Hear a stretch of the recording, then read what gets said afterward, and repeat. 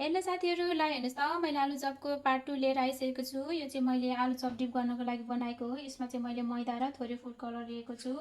अब यसमा मैले स्वादअनुसार नुन थोरै हल्का हल्का एड गर्न गइरहेको छु, किनभने हो कि मैले यो आलु चपमा यसमा पनि मैले नुन राखिसकेको छु, आलुमा पनि। त्यही भएर चाहिँ मैले एकदमै थोरै राखेको छु। र त्यसपछि मैले थोरै धुलो खोर्सानी पनि यसरी राख्न गइरहेको छु।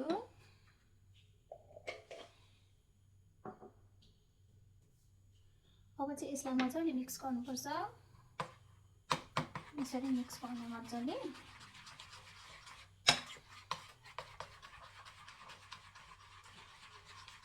साथीहरू मैदामै बनाउनुपर्छ भन्ने जरुरी छैन है साथीहरू, हजुरहरूले बेसनमा पनि बनाउन सक्नुहुनेछ, तर मलाई चाहिँ मैदामा बनाएको अलिक मिठो लाग्छ। ल हेर्नुहोस् त यसरी मजाले घोल्ने। ल साथीहरू अब चाहिँ सबै कुरो रेडी भइसकेको छ। अब चाहिँ आलु चप फ्राई गर्न सुरु गरौँ है त। अब चाहिँ साथीहरू हातमा थोरै तेल लगाएर चाहिँ अनि त्यसपछि चाहिँ यसरी चप बनाउँदै अनि त्यसपछि यो जुन हामीले बनाएको छ बेस यसमा चाहिँ यसरी डिप गर्दै आलु चप फ्राई गरौँ है त साथीहरू।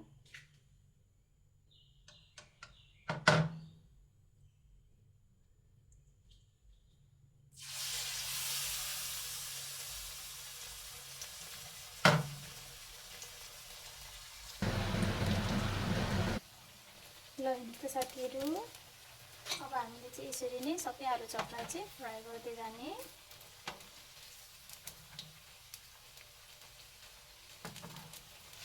यसरी नै डिप गर्दै फ्राई गर्दै गर्नेछ आलु चपलाई चाहिँ।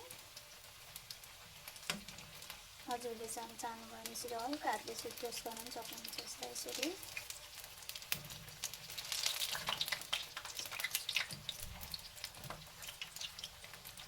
यसरी अझै पल्टा गरेर फ्राई गर्ने।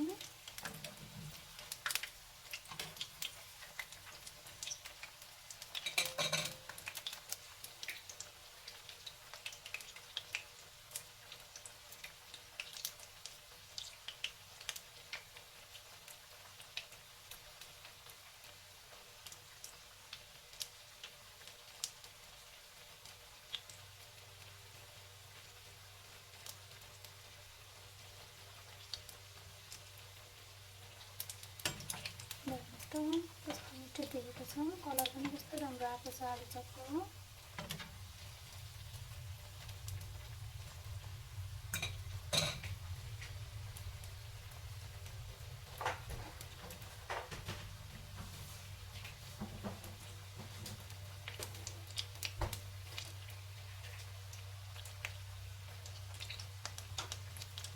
अब चाहिँ फ्राई भइसकेको छ, यसलाई चाहिँ प्लेटमा राख्दै जाने। हेर्नुहोस् त कस्तो राम्रो। ल हेर्नुहोस् त साथीहरू कस्तो राम्रो आलु चप बनेको छ। हजुरहरूले चाहनुभयो भने हजुरहरूलाई मनपर्छ पातला पातला वाला आलु चप मनपर्छ भने योभन्दा पातला पनि बनाउन सक्नुहुनेछ।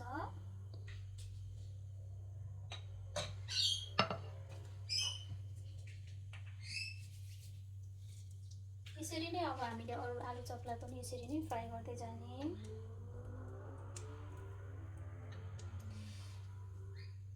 बाइकको आवाज आएको। ल हेर्नुहोस् त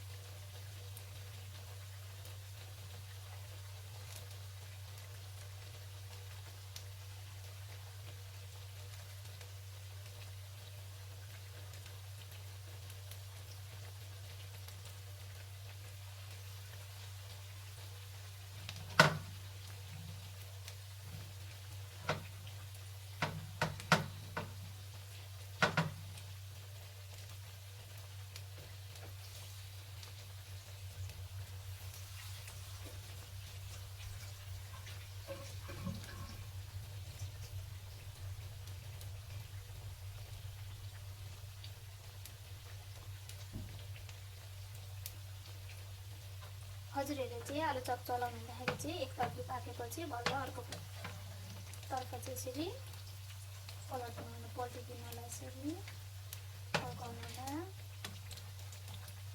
हेर्नुहोस् त कस्तो राम्रो बनेको छ, कलर पनि कस्तो राम्रो आएको छ।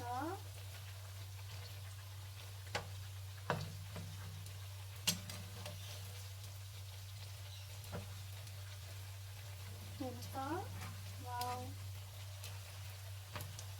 हेर्दा पनि कस्तो मिठो खाउँठो लाग्दो दिएछ यो साथीहरू। यो हेर्दा जति मिठो देखिरहेको छ खाँदा पनि उति नै मिठो हुन्छ है साथीहरू।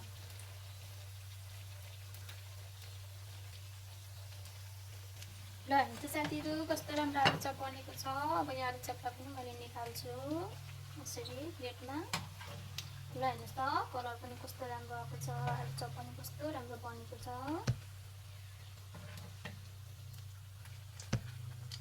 हेर्नुहोस् त साथीहरू वाउ।